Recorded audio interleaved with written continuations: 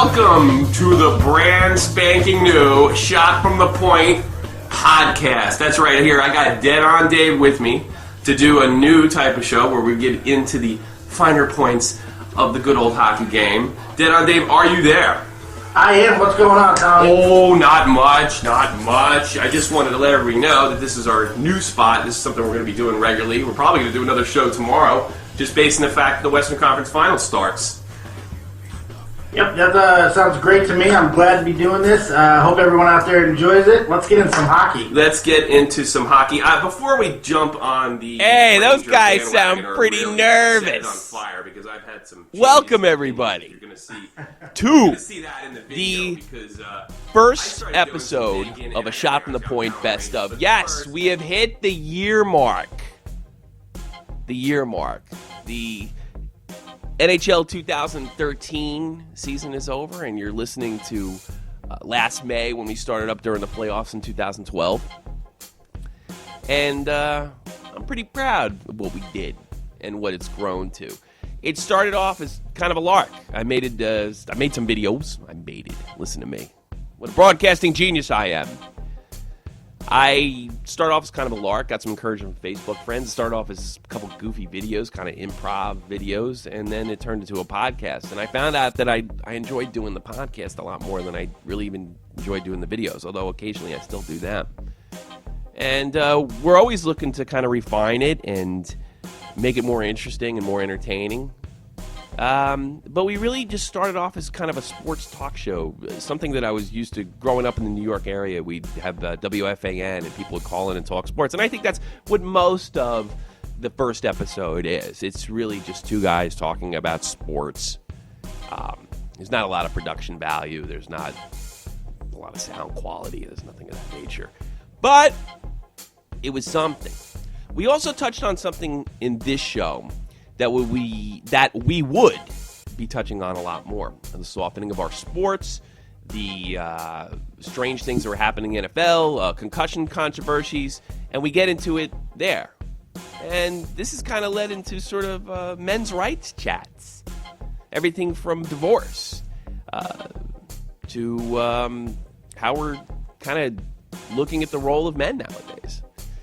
But this particular conversation would reoccur, and this is the first time we had it.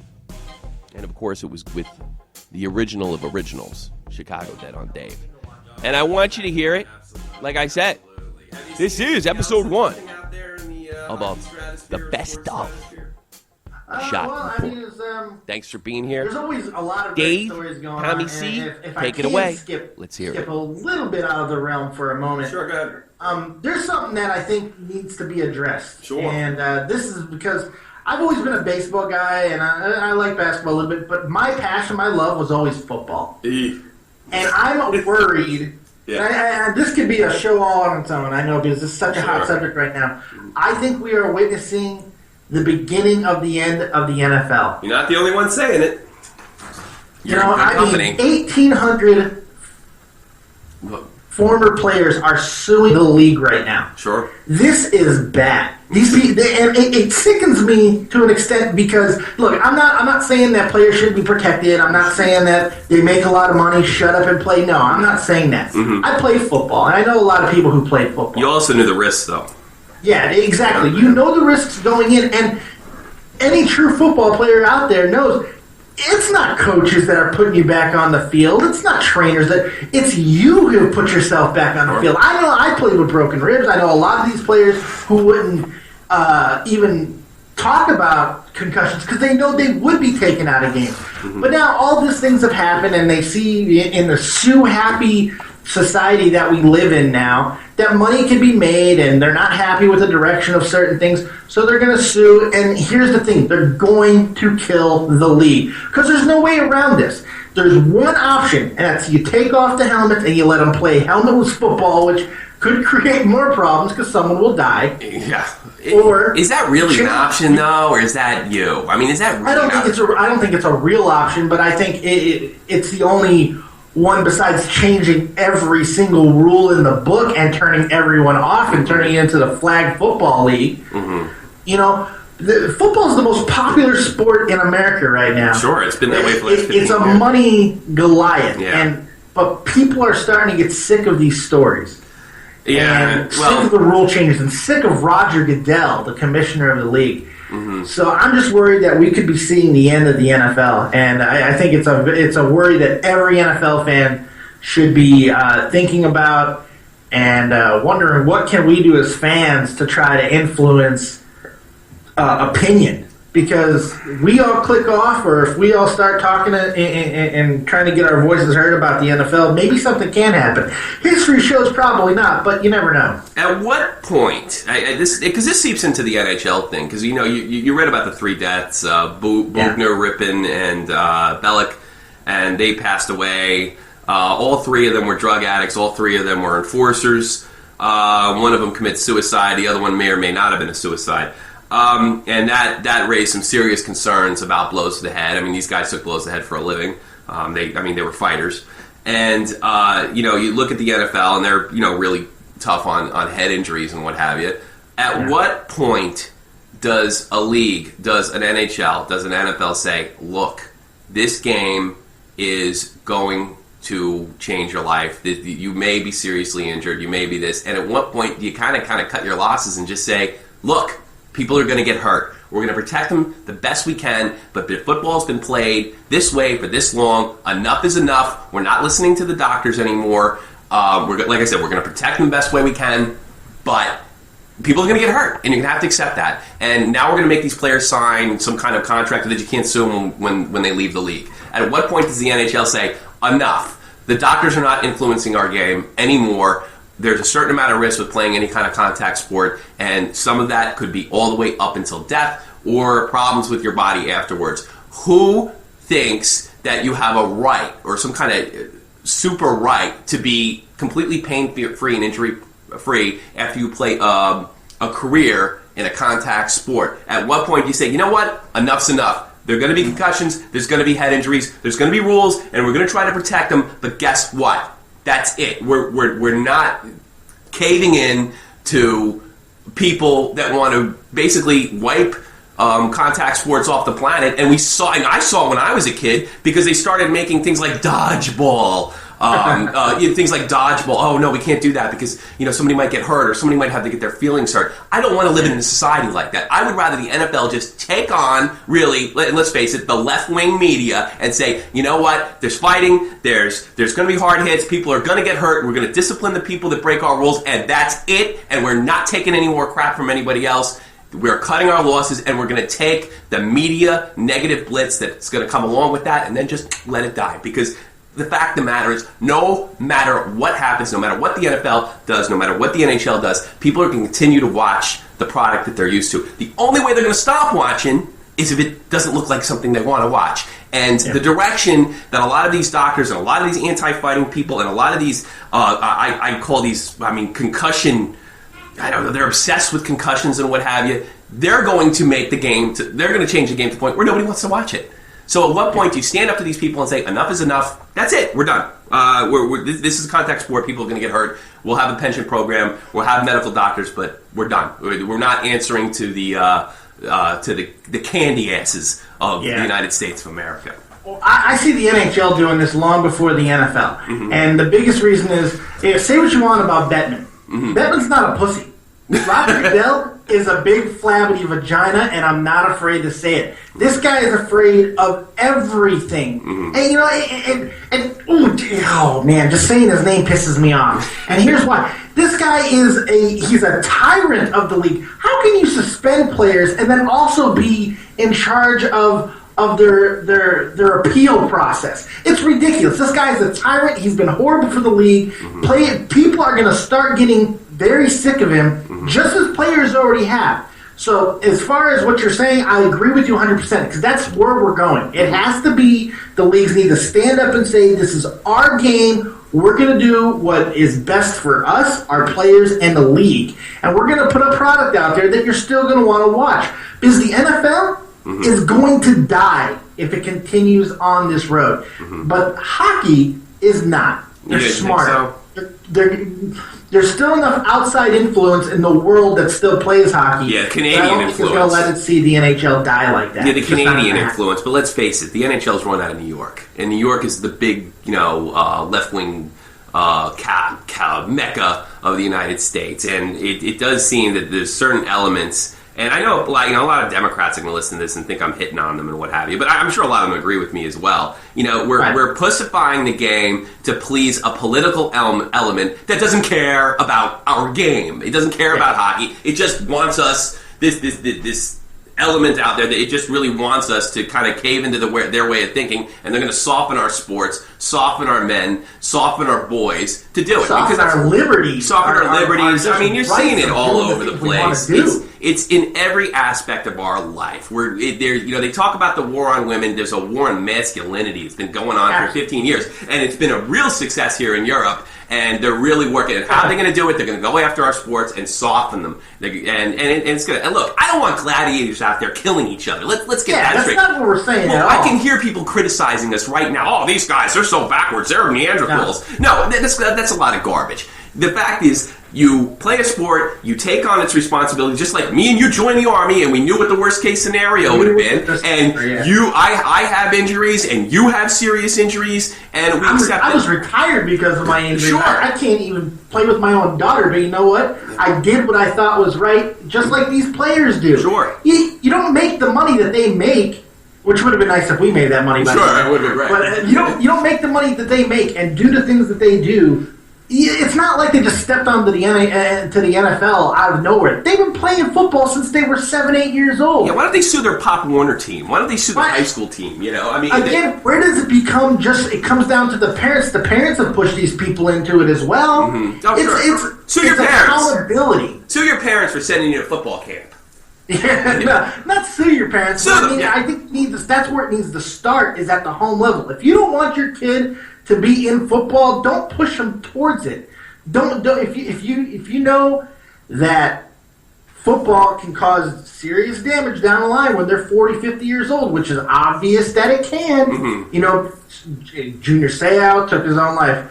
Dave Duerson. Do we even know why that happened? Speaking of Seau, is there any rhyme or reason why this guy killed himself? Well, I mean, right now, a lot of the media is saying because the concussion thing and all that. Yeah, but they don't know that. They don't know that. That's projection. No. But more credence is being given to it because of the fact that out of nowhere, the family decided to not allow the concussion test for the brain to be examined for concussions. First, they were going to do it, and then they pulled their okay on that. They said, no, you know what? Never mind. We'd rather not let that happen for the media to see, which I respect, by the way. Mm-hmm. Yeah, because they're not going to allow Junior Seau's name to be another bullet in this ammunition that's being used to attack the league. Sure. I mean, God, guys have been getting concussions for years. I've never seen a hockey player talk like a boxer. What do they call that? Punch drunk. And that's basically from years of concussions. I've never seen that. I mean, look at Gordie Howe. I mean, he played a much tougher game than any of these guys say. He seems pretty much together. I mean, I haven't seen him in recent years, but, as of 5 or 6 years ago, Gordie Howe seemed together. And I'm sure he's in a hell of a lot of pain playing until he's 50 years old. So, I mean, at what point, when have concussions been this much of a problem? We don't know that Bugner, Rippin, and Bollock killed themselves because of hockey. We don't know that for sure. I don't know of other hockey players or football players killing themselves because of concussions. Why is it some kind of epidemic now? And we don't even know. They're projecting the media, that left-wing media I'm telling you about. They're projecting this idea that we don't even know if it's true or not. Yeah. Well, it's because events are used for causes, especially ones that can't be definitively proven or disproven. Sure. Like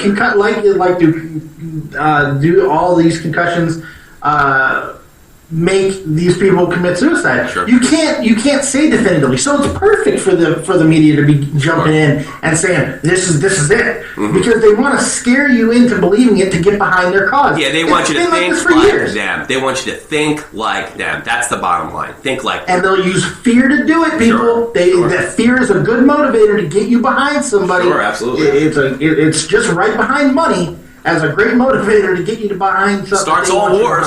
Yeah. It starts all the wars, it seems. Hey, listen, I want to thank you, Dead on Dave, for your participation. I think this is a pretty good chat. Would you agree? Would you agree? Oh, yeah, it was a good one. Had a blast. Looking forward to more. All right. Hope everyone out there enjoys it. And give us your feedback. Let us know what you think. Yeah, let us know. This is just as much as for you as it is for us. Well, I want to commemorate this show. It is May 12th, 2012. This is our first Shot from the Point podcast here from Dead on Dave. I hope you continue to check us out and let us grow. We're probably going to be looking to go into iTunes soon and kind of spread our feces of hockey all over the internet. We're going to do the best we can. Make sure you stay tuned tonight. I guess that iTunes thing didn't work out there, Tommy C. Welcome back, everybody. This is a best of A Shot from the Point. So we got our first show under our belt, and I to be honest with you, I don't think I ever told Dave this. I wasn't 100% satisfied with it. I felt like something was missing. My biggest problem was the content was fine. It was just a little dry, and it sounded like those old sports radio stations that I had grown up with in New York. Those nerdy guys that would call in and drone on about sports. Oh, the Rangers, what are they doing? They have to deal Kreider. I didn't want that. I wanted something different. I wanted something a little more entertaining.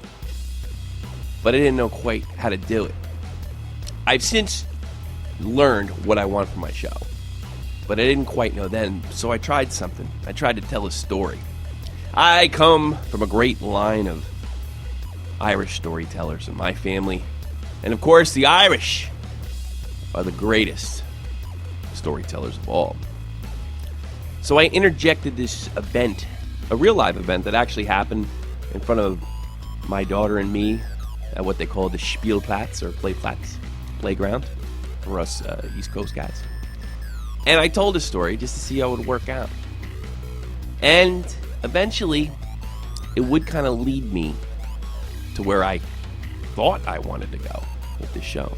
Take a listen. This is episode 2 of A Shot from the Point, and you're listening to A Shot from the Point. Best of.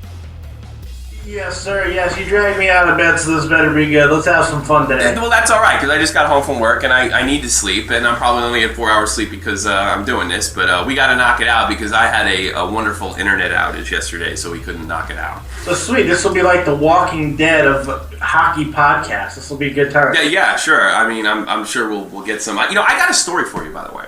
Oh, I'm always loving the story. You were talking about the war on masculinity, and I think I saw a visual, a metaphor for the war on masculinity. I'm with my daughter, and we're walking through what she calls a Playplatz or Spielplatz playground, and I see a bunch of these kids, and they're lined up. They're supposed to be in a line, and they all have their school bags and stuff for, I don't know what they were doing, because it was a weekend. Was it Friday? No, it was Friday, so they're probably getting out of school.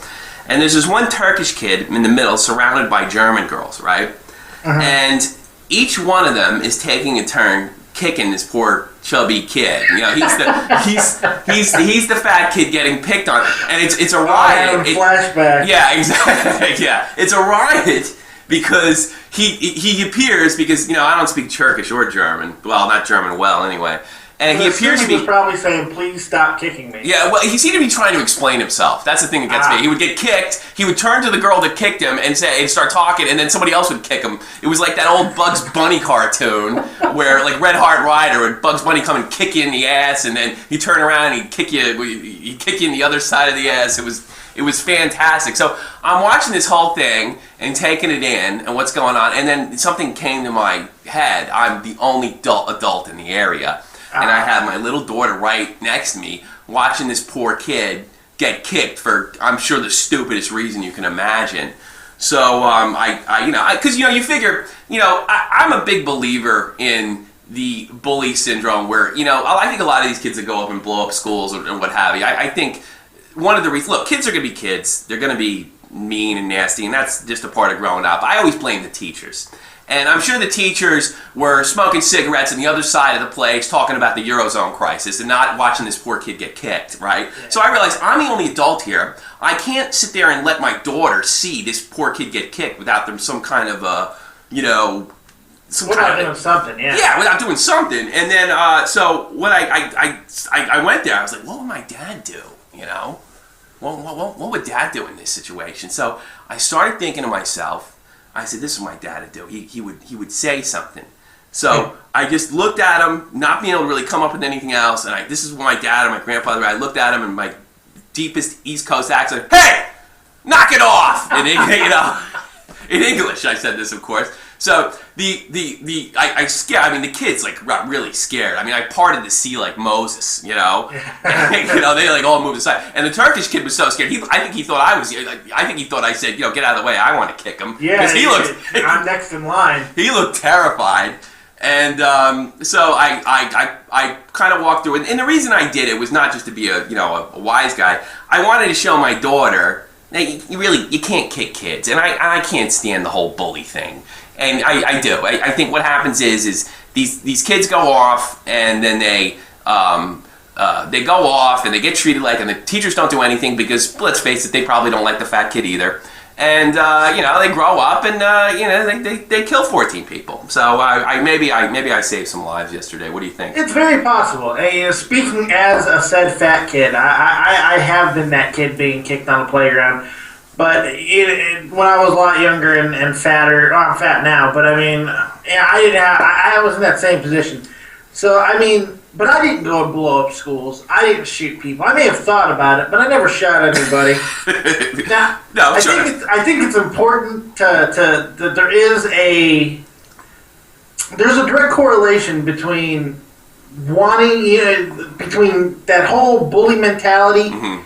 And your upbringing. I mean, stars have to align for someone to go ape shit enough to go ahead and start capping people. And you're probably got to be pretty crazy to begin with. But yeah, I mean, my thing is the kids are going to be the kids. Kids are kids are cruel. They're just until they're kind of shaped and realize that it doesn't really benefit anybody to be cruel, or would they get treated cruelly themselves.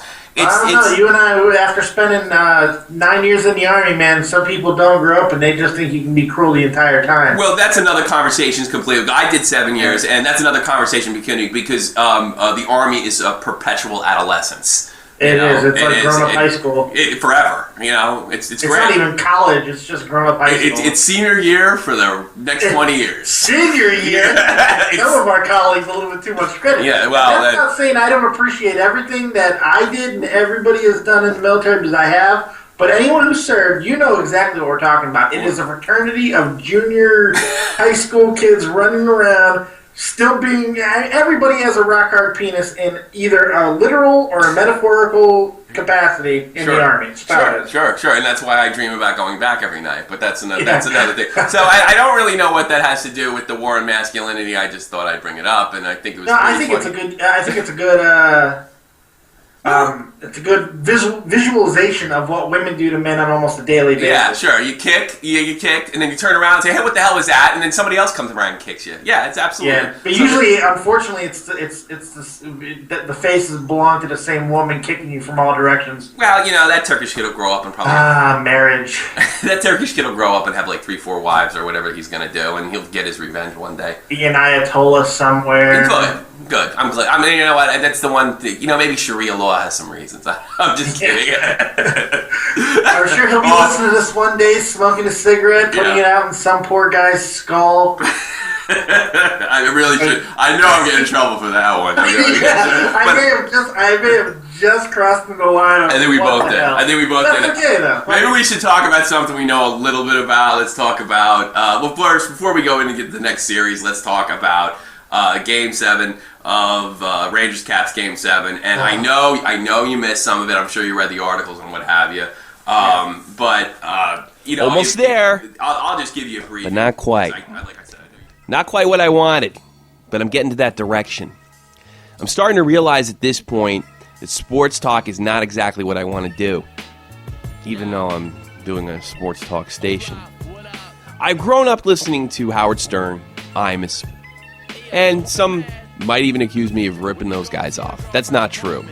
but I'm definitely influenced. I always liked a wacky radio program and not a Z Morning Zoo. Whoa, everybody, wake up! Yeah, no, I don't want that. I wanted something else.